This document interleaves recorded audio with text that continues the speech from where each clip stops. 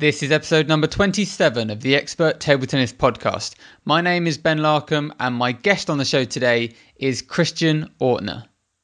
Now, Christian is a table tennis player based in Austria. He started playing quite late at the age of 18, so we're going to get into some of the details regarding the kind of struggles, the frustrations of learning table tennis as an adult. Aside from that, he's also half of the video creation team Piing of Power, who make a lot of the videos for the ITTF, for Butterfly, for other table tennis companies and leagues. So chances are, if you've been watching table tennis videos online, you've probably seen some of his videos. And one of the perks of that job is that Christian gets the chance to meet a number of different professional players, top coaches, other people involved in table tennis at a high up level. He gets to travel all around the world to different events and tournaments and leagues. And that's meant that he's actually been able to mingle with players like Timo Boll and Dmitry Ovtcharov and meet the top Chinese players and all sorts of things that the average player of Christian standard would just obviously not have a chance to be able to network in those kind of circles. So I'm going to be asking him about that, what it's like, and the kind of tips that he's picked up from those players. So it's going to be a really fascinating interview because Christian, I'm sure, will have a story that a lot of you guys will be able to relate quite closely to. But then at the same time, he's got all of this experience meeting top players and coaches, and we're going to hear all about that as well. Before we get into the interview, I just want to give a quick shout out to TT Edge, who are the sponsors of today's episode. From now on, there's going to be a sponsor on every episode of the show, and the sponsor is the one who's keeping the show going, helping me to pay for the hosting and the time that it takes to actually put all this together. So big thanks to TT Edge for sponsoring this episode. I'll be talking a little bit more about them after the interview, so listen out for that. That's all from me. I'd like to say a big thank you for checking in with us today, and let's get straight into the interview with Christian Ortner. Joining me on the show today is Christian Ortner. Hi, Christian. Hi, Ben. How are you doing? I'm very well. How are you? Yeah, very well, thank you. It's great to have you on the show. You've recently just kind of launched this Mr. Piingo thing, haven't you? Yes, exactly. Tell us a bit about that, because I know people will know you from the work that you've done with Piing of Power, but the Mr. Piingo thing is kind of your new venture. Yeah, exactly. Well, I've been working in table tennis for around 2 years now with, as you mentioned, Piing of Power, a good friend of mine, Joachim. And I just wanted to do a bit more into, I always wanted to be a YouTuber. And I felt like with Mr. Piingo, I have the chance to do something I really like and I really want to do, which is vlogging. And to connect it with something I really love as well, which is table tennis. So I thought I should give it a try and see where it can go. Yeah, and I think there's definitely a gap in the market for the kind of table tennis vlogger on YouTube, because there's a few people putting out content, and I do a few videos, but not that kind of personality, one-on-one with the camera type thing. So I think that would be pretty interesting. I hope so, yeah. It's true. We have a lot of I would say table tennis YouTubers who have content. We have some really great ones as well, but yeah, as you said, there are not many who are actually in front of the camera, and I'm looking for that opportunity. Great. Now, it'd be good to just find out a little bit more about you. I know that you're born and raised in Austria, but how old are you, Christian, and what's life like for you at the moment? Are you working? Are you a student? I'm 20 years old right now. As you said, I've been living all my life in Austria. My parents are actually from Romania. I was born and raised in Austria, but I speak both languages. I have a lot of links to Romania. And I'm actually studying at the moment in Vienna. I'm studying international economics. And I've been working a lot in the recent years with a lot of table tennis companies, mainly the ITTF and Butterfly, but also the German Bundesliga and the WSA in Schwechat, next to Vienna. Yeah, so that's basically what I do right now, and I play table tennis pretty much every day. So you're playing table tennis, you're studying full time, and then around that you're managing to fit in working for all these other different table tennis companies. Yeah, I have a lot of sleepless nights, I have to admit, and not that active in my studies anymore. I have to admit as well, but I'm enjoying life a lot. I'm traveling a lot, and it's a great time. Cool. So tell us kind of some of the different companies that you've been working with on table tennis stuff, because I read a quote from you in another interview where you said that, when people are watching a table tennis video, there's a good chance that it's actually been made by you and Piing of Power, because you're making videos for so many different people. Yeah, that's true. Well, our number one customer, let's put it this way, is the ITTF, the International Table Tennis Federation, which we've been working with for 3 years now. Um, I don't I don't want to sound cocky, but most of the good videos on their YouTube channel are made by me or my good mate Joachim. Um, we stopped doing well. The first videos we were in the videos as well, but that turned out not to be that great because nobody knew us back then, and we decided to do just promo videos or um, whatever is needed. So, for example, we do a lot of interviews. We did some documentaries about the Youth Olympic preparation camps. We do travel to a lot of the events, mainly to the bigger ones like the World Cups or World Championships. And we produce around 3 to 7 videos a day there, which can be shot of the day, moment of the day, or daily review next to some cool videos just for Facebook purposes. And it's a great time, really. It's an amazing opportunity we got there. And the ITTF family is it's not that big as many people would think, but it's really great to be part of it and to experience so many unique opportunities. Yeah, it sounds great. It sounds like a really good experience. And I guess so all of those videos that we see of like great shots and things that the ITTF put up on Facebook, most of those are being produced by you guys. Yes, exactly. Most recently we did the Star Awards nomination videos. So you might have seen them on Facebook where the ITTF nominates some of the best shots or best players from this year. And it was a lot of work, but I hope it paid off. Yeah, it looks brilliant, and I think it's something that before you guys came along, we never really had anyone making kind of high quality table tennis videos with proper production and stuff, and that's we've seen a big change now that you guys have started making these videos. Things start to look a bit more professional. Yeah, thank you. Yeah. Tell us what a typical day is like for you. Are you working self-employed? Is it just up to you how you spend your time, or how does it go? Yeah, exactly. I'm lucky to be self-employed. I work from home.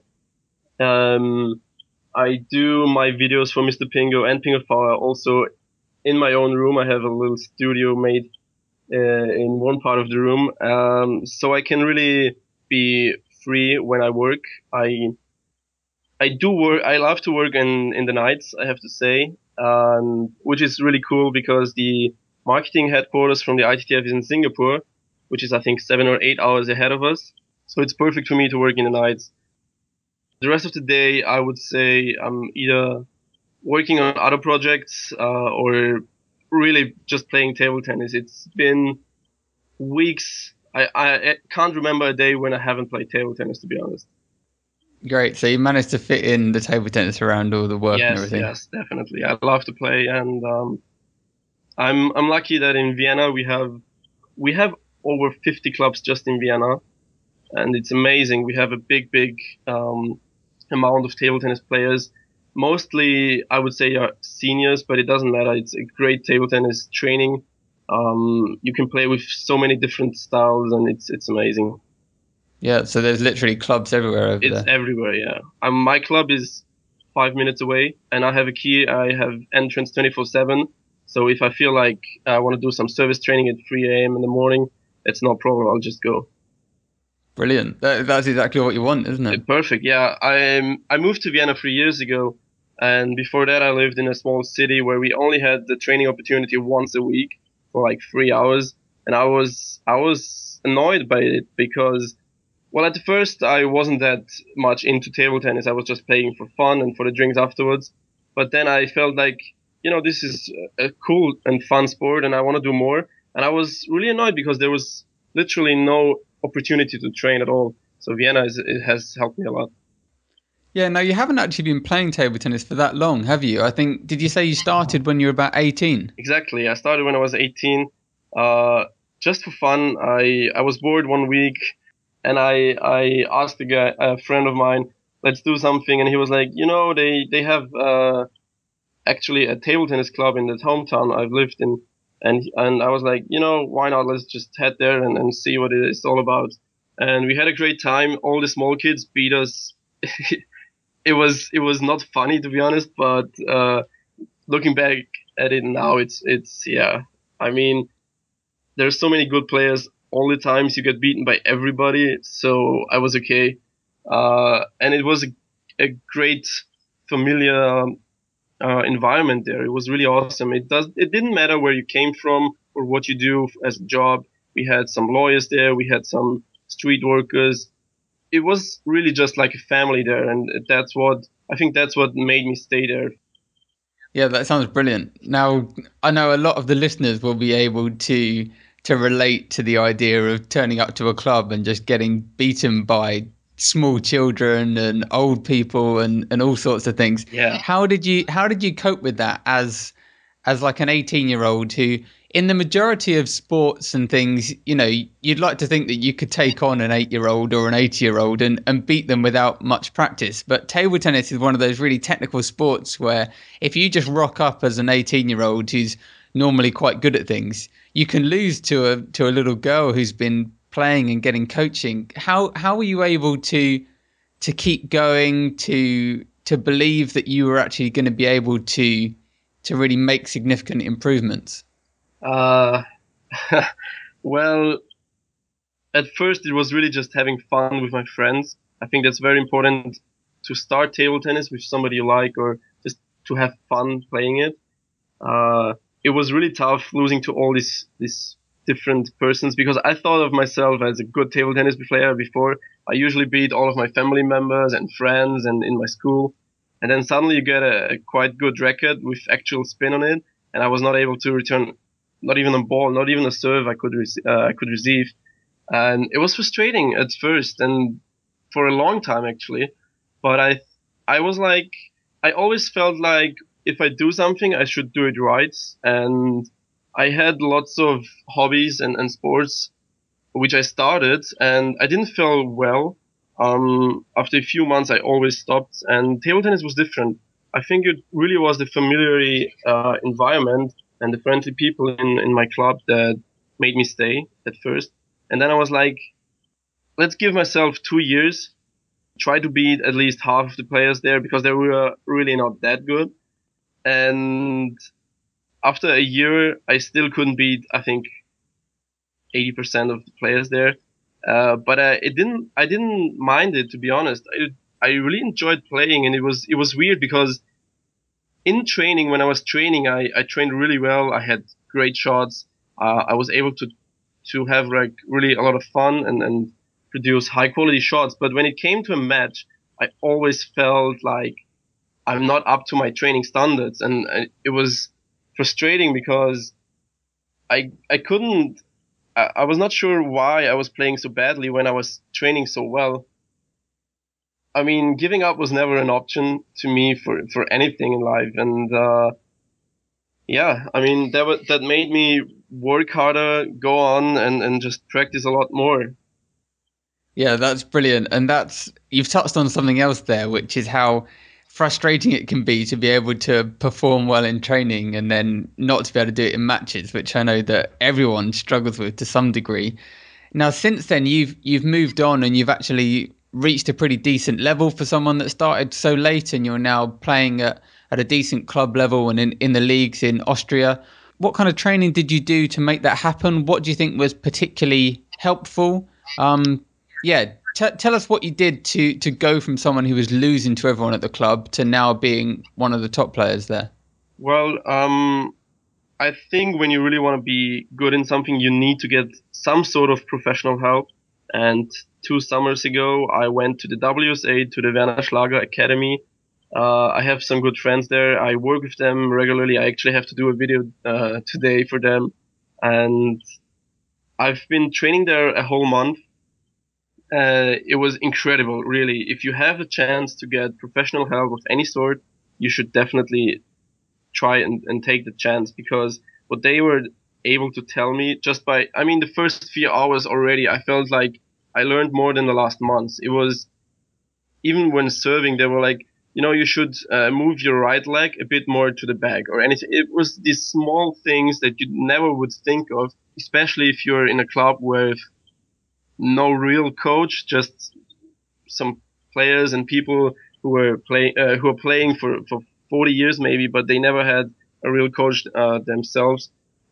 So this made a big impact. And also, well, this one summer I played around 40 to 50 hours a week of table tennis, and I think that made the difference back then. I was still losing a lot of matches, and I was still not performing as good as in my training sessions, but with a little bit of professional help, I really boomed my skills. Yeah, so you started to feel like you were making real progress going forwards.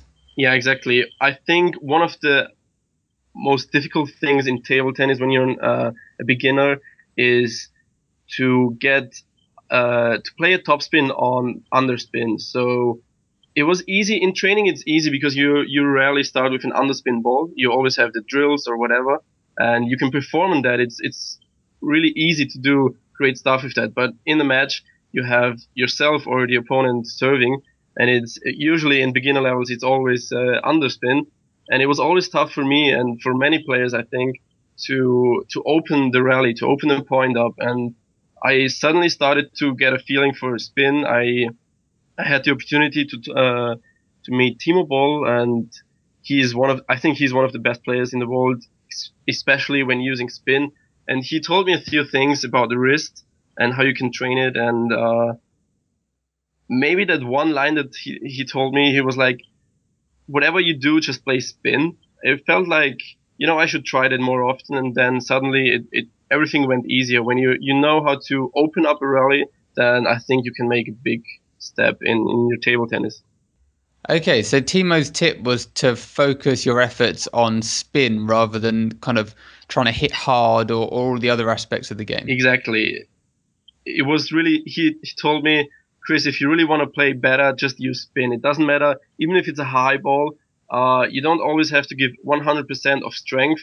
As long as you place the ball very well and use a lot of spin, most of the opponents will have a lot of struggle.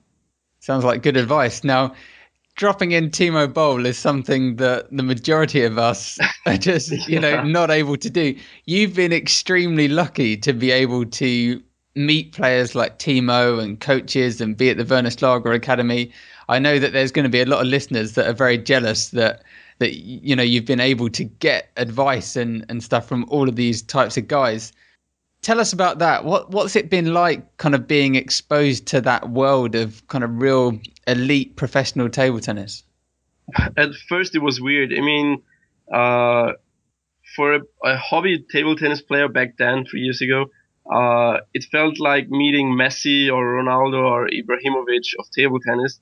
When the first time I met Ovtcharov, I was looking up to him and I was like, oh my God, I can't believe I'm actually making an interview with him. And he was such a great guy. The first time we met already, he paid us dinner even, and it was great. It was such a great time.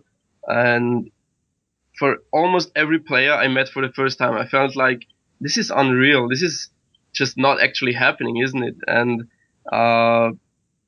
it's an unbelievable moment when you meet a top player for the first time. And it has been 3 years now.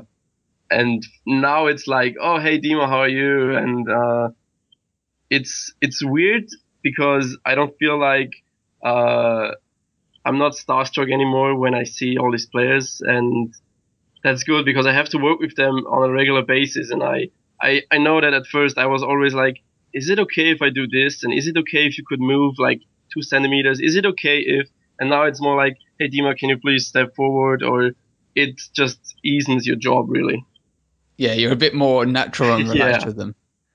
You went to Ovtcharov's wedding, didn't you? Yes, exactly. He invited us to do his wedding video actually, and it was so funny. It's unbelievable. there were a lot of table tennis players there, mostly the German players, but lots of others as well.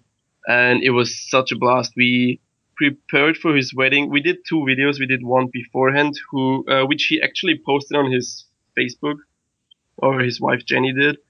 And it was a lot of work, to be honest, because we did something completely new for us. We had some pictures of him when he was younger and when Jenny was younger, and he wanted a collage video, and we thought, like, let's do something really cool, really something that is top quality. And we animated the photos. So there was one photo where Timo was playing when he was like 7 years old, and we animated the photo so he would actually move in the photo. And it was a lot of work. I think it took us a few weeks only to do that 1-minute video. But it was a great time, and we went to Germany there. He covered our flights, our car there. It was such a great time and such a drinky night, I would say. Such a what? A drinky night. Lots of drinks. Yeah, it was incredible. So tell us, what are these guys like? Are they? Because from what you just said there, it sounds like they enjoy like partying and relaxing as well. Are most of the players pretty chilled out when they're not training? Are there some that are kind of super dedicated and focused all the time? Like, tell us about some of the players. Well, I mean, at your wedding, you should be able to have fun and drink. So don't get a bad impression of Timo. No, he's really a hardworking guy. I think one of the most hardworking guys in table tennis. I think most of the table tennis players, besides maybe the Chinese, because it's really hard to get more information about them because they don't speak English very fluent, or, well, almost not at all. But most of the players, really most of them, are so charismatic. They're so funny and just awesome to be with. Dima is one of the most hardworking guys, as I said, and I think most of the players take their career and their training very serious. But I haven't met one table tennis player who I felt like, this guy is a bit weird. He's taking it too seriously, or you can't really have fun with him or with her. And I think that's what makes table tennis, for me, even better, because so many professional players, and these are really the top of the top players, are still enjoying their life, still enjoying their spare times. I think all of them try very hard to communicate with their fans on the events, on social media, and it's unbelievable that these guys who really spend all their lives, I think up to 10 hours a day in training, are still able to have so much fun in their free time. Yeah, and it sounds like they're relatively down to earth as well, because I guess table tennis isn't the same as some sports as football and things where, you walk down the street, everyone would be gathering around you. Maybe that helps them to live a bit more of a normal life. Totally. I mean, I don't know one person who is not down to earth. Even Timo Boll, who is one of the biggest names in table tennis, I mean, his name is worth millions in China and Germany, everywhere. But he's still such a decent and an awesome guy. He invited us to his home in a few weeks, which I'm pretty sure it will be amazing. We're working with him on a big project coming out soon as well. And yeah, it's great because they are top players, but they don't get any recognition. So it's very easy to just go to them and talk to them. It's even for people who are not related to table tennis or don't have the opportunities like me, for example. I've met or I've seen a lot of fans who waited for their favorite players outside the venue or outside the competition hall, and it was always very easy to just go to the players and talk to them. Yeah, brilliant. Now, you've said that you spoke to Timo Boll and he gave you this advice about focusing on spin. I'm wondering if you had any advice from other top players or coaches that you can remember that you might like to share with us. I I talked to Dima a few weeks ago in Sweden at the Men's World Cup after his loss to Ma Long in the semifinals. And he was like, it was funny. He just lost. He was like 5 minutes afterwards. We had dinner. And he was like, Chris, if you really want to be good in table tennis, do whatever Ma Long does. So that was really funny, I think. And it shows also how awesome of a person he is, because he just lost to him, I think 4-0. He got crashed actually. And the only thing he was able to say, or he wanted to say, was to compliment and praise his opponent. And everyone I was talking to told me Ma Long is just the table tennis person. It's incredibly tough to play against him, apparently. I haven't had a chance to play with him, and I'm sure I wouldn't stand a chance as well. Yeah. But Dima told me it's incredible how even when he's serving, you never know what he's serving. He is using a lot of body feints. What do you call that when you're looking on the right, but you're actually playing on your left? It's a body feint, right? Feint or disguise. Feint. Something like that. Yeah. So basically, he's really difficult to read. Yeah, exactly. It's extremely difficult to play against him. And I was thinking about it. I mean, most of the players I play against, they are very straightforward. They're very easy to read. And I was recording myself a week after that in my league match, and I felt like if I would play against myself, I would easily know what to do to get me out of my style of play. And it made me thinking, if I'm so easy to read, why are, well, let me rephrase that. If I'm so easy to read, I should definitely change that, because it's a big disadvantage. And I tried to use more body feints. I tried to disguise my serve a bit better. I tried to not play always the shots I prefer to do, like a long line shot or short. I try to flip more. I try to really mix up my game. Yeah, that's an interesting point, because it's not just about. So I think this is one of the things when it comes down to, as you said earlier, about training and practice, is it's not about trying to play the perfect forehand and do everything technically perfect in matches. It can sometimes be a lot more useful to, to surprise the opponent, to do things different, to mix it up, to play a shot that you don't prefer to play, but that they're not expecting. Definitely, I agree. It makes such a big impact. I still would say that my technique is not perfect, flawless. For sure it's not, but I've been trying, and I think I've been quite successful with just mixing up my game recently, and do a lot of things that I think my opponents wouldn't like. For example, if I know that a player likes to loop a lot, or is standing quite behind the table, I try to play it more often shortly with drop shots or anything. And it's really, I think it will help you a lot if you can change up your game. Definitely. Now, you've just recently got back from Japan. You were over there doing some filming for the ITTF, weren't you? Yes, exactly. I've been at the Women's World Cup in Sendai. Great. Now, Japan's one of those countries that really seems to be coming on at the moment and has lots of really good young players.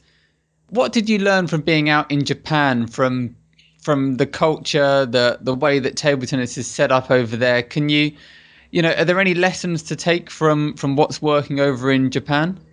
Yeah, I agree that Japan is one of the upcoming big countries in table tennis. I think they are so good because they just love the sport a lot. After my work in Sendai at the Women's World Cup, which was, I think, about 4 or 5 days, I traveled to Tokyo for a few days just to relax. And of course, I had to find some table tennis bars and table tennis clubs to play there. And there are quite a few ping pong bars where you can play table tennis and just have a meal or a drink. And whenever we were there, people were surprised that we played so well, because they were like, "You're not Japanese. Why do you play so good?" And I felt like, really? You think only Japanese can play table tennis? And it was fun to play with them as well. And I think most of the locals play a lot of table tennis actually. And for beginners or for just hobby players, they have a good sense of feeling for the ball. And I've been to a club actually, and it's incredible how much fun they have during the practice, but also how organized it is. It is they have a lot of coaches, a lot of young players. I think they might be a bit influenced by the parents because there were a lot of parents watching and cheering in practice for the kids, and it it's a different experience. In Europe, you usually you just leave your children with the trainer and he's doing his thing and they are having fun and they're playing, but it's not, in my experience, I would say, it's not really a structured training. In Japan, it's the complete difference. They have an organized training with a lot of fun components. Okay, and the parents are a bit more hands-on and involved. I think so, yes. Interesting. So it sounds like Japan and China are relatively similar in the way that they kind of set it all up. Yeah, I think so too. A lot of Chinese players are now moving to Japan. Well, not the top players, but those who barely didn't made it to the top teams. And also Ai Fukuhara and Kasumi Ishikawa, the top two players from Japan, they have their own Chinese sparring partner who is following them everywhere. So they have their own training partner who have like developed a style that is perfect for training against them. Okay, so there's quite a lot of movement between Japan and China, and they're kind of working together a little bit. Yes. Cool, sounds good. Now we've reached that point in the interview where I like to ask my guest for a top tip. Now, this could be anything. It might be something that a coach has said to you. It might be a lesson that you've learned along the way from your own game, or something you've picked up from other players. But Christian, do you have a top tip that you'd like to share with us? I think you hear it often and you hear it almost everywhere, but I really like the phrase "never give up." I think I've mentioned it before. For 3 out of the 5 years I've been playing table tennis, I've lost more than 90% of all of my league matches, and I'm playing 3 different leagues right now. So it's a lot of games. But if it eventually makes click and you feel a lot better when playing table tennis, so you should never give up when you feel like this is what you want to do. If you feel like I'm maybe better in doing music or anything, it's okay to stop doing something and pursue and do something you're good instead. But you should really never give up. Try to get as many tips from as many people as possible, because it's helpful to get a lot of point of views from different people.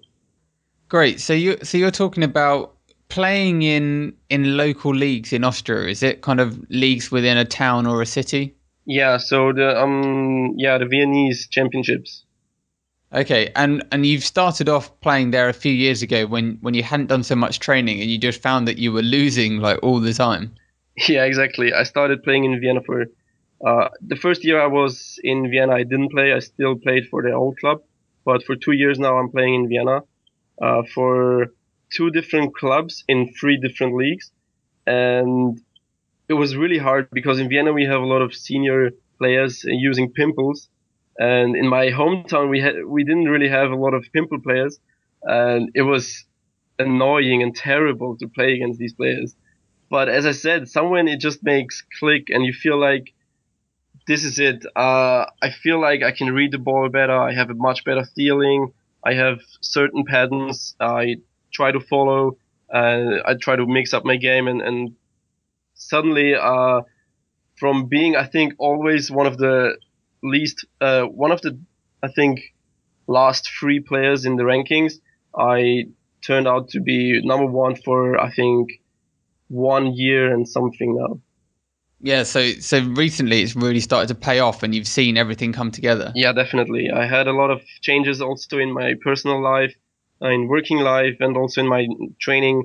And to be honest, I don't know what exactly changed in my training, because I feel like I'm getting better in my training, but I don't feel like I made such a huge impact there. But suddenly it just went very well, and I think you have to lose a lot of games in order to win them in the future. Yeah, I think that's great advice. And the whole idea of kind of trusting that at some point it's all going to click together, and the experience of there being this delay between, you know, playing well in training and it not transitioning to matches is just so true. I mean, I had Samson Dabina on the podcast. Yeah, great guy. I'm not sure. Yeah, maybe about 10 episodes ago now.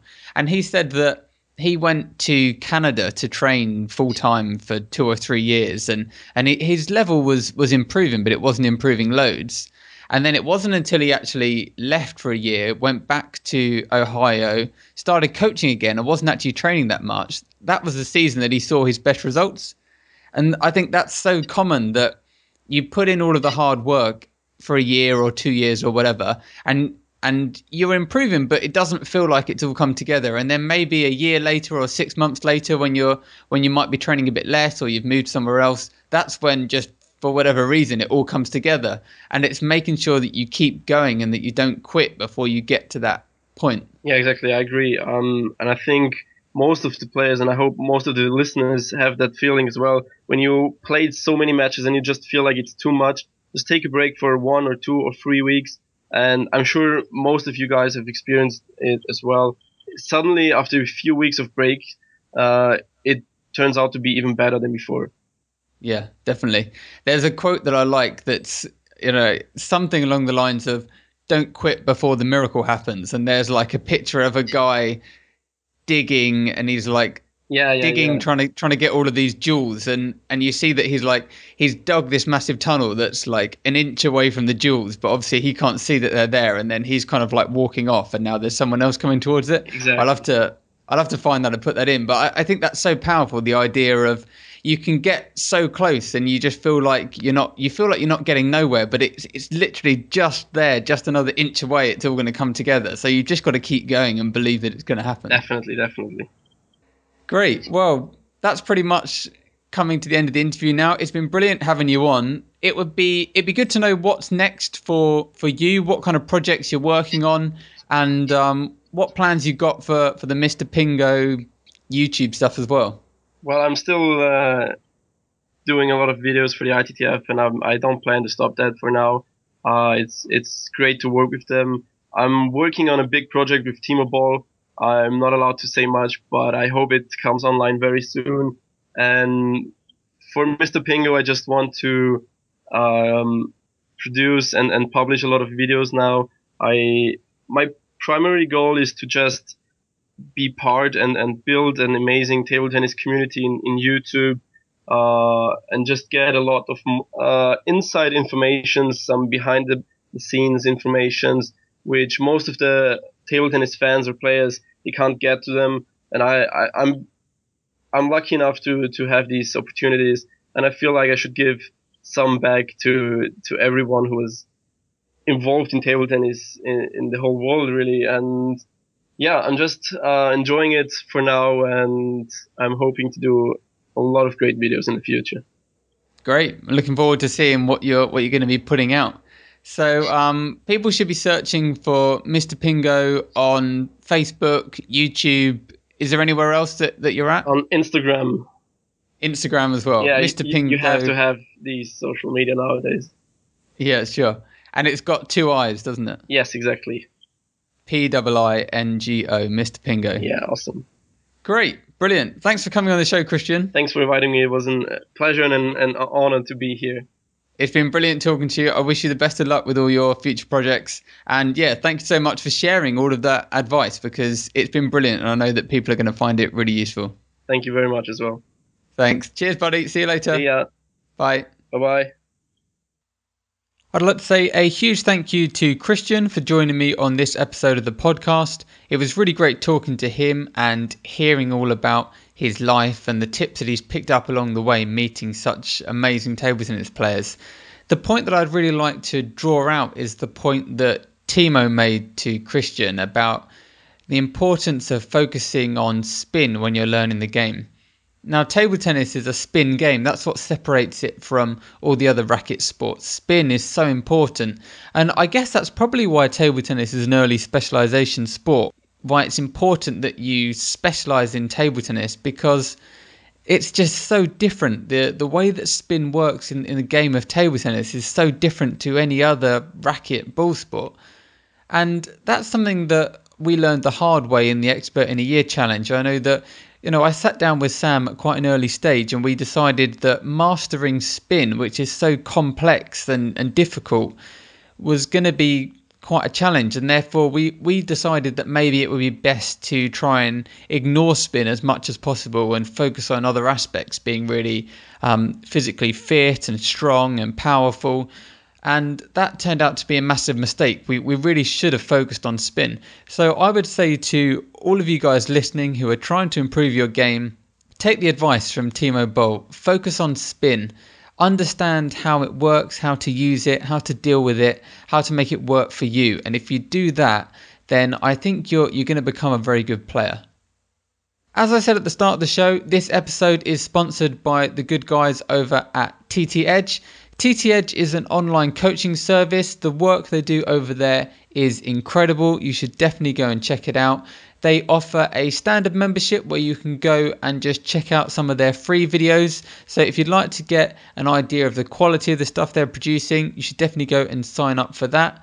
The premium membership, which they call the platinum membership, is just $20 per month. And what that gives you access to is over 200 videos with coaches Brett Clark and William Hensel, both Australian national team players. They're going over the basics of the game. They do loads of analysis of different techniques and ways to play. They have loads of drills. They've got really, really good stuff there. So I can't recommend that highly enough. Definitely go and check out ttedge.com and have a look at the platinum membership.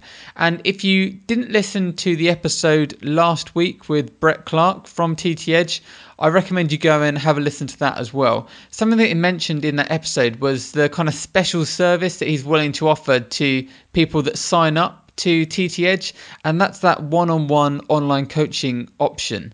If you become a TT Edge member for £20 a month, Brett is more than happy for you to send him videos. He will watch them, make some notes, give you some advice, give you some feedback. And I think that service that he's offering there is just absolutely priceless. Where else for £20 a month are you able to go forward and backwards with a top coach who's been coach of the national team, a former professional player? Like, you just can't get that anywhere else. So go and check out ttedge.com. You won't be disappointed, and you can sign up there for £20 a month. Now, each week on the podcast, I have a variety of different guests. Sometimes I'm talking to professional players, sometimes slightly lower level players that have got a more interesting or different story, sometimes coaches or sports psychologists, other sports scientists. There's a whole variety of different people. But what I'd really like to do is start to invite you guys onto the show, the Expert Table Tennis Podcast listeners. And maybe once a month I will get one of you guys on the show. You can share your story and we'll find out all the different ways that you've been able to improve your table tennis, how you've been using the podcasts or blog posts or online videos or other things to really put together into a kind of training program and teach yourself table tennis. So I would love to have you listening right now on the show if you'd be up for that. If you would like to be featured on the show at some point, all you need to do is send an email to ben@experttabletennis.com. Just drop me a message saying that you listen to the podcast and you would like to be featured on it at some point. I will then email you back and we can have a chat about how that might work.